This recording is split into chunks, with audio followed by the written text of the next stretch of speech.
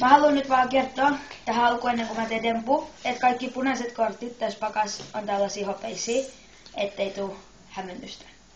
Noin, ja aloitetaan temppu. Tässä tempussa mä tarvitsen katsojan valitseman kortti, ja Niko on meidän katsoja tässä tänään. Ja nyt mä sekoitan vaan koko. Näin. Ja Niko, nyt sä saat valita kortti.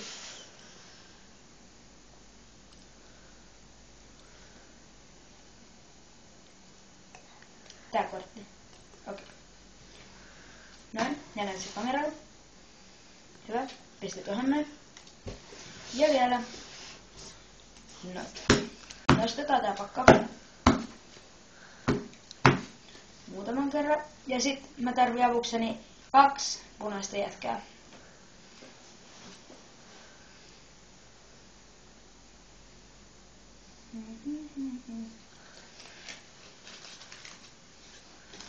Okei.